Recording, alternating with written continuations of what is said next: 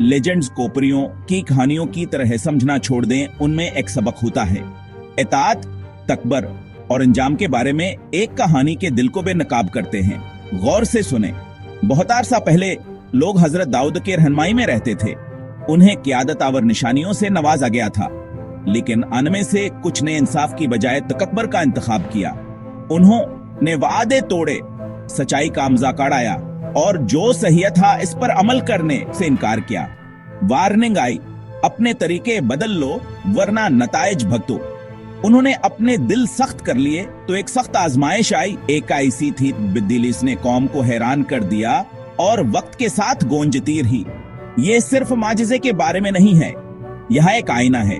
जब कम्युनिटीज हमदर्दी और जवाबदही को मुस्तरद करती हैं तो वह अपन या इंसानियत खो देते हैं। रहम, आजिजी और इंसाफ ताकत या इनकार से ज्यादा अहम है। हजरत दाऊद की कौम की कहानी को याद रखें, तकब्बर पर हमदर्द या इंतखाब करें इससे पहले कि बहुत देर हो जाए।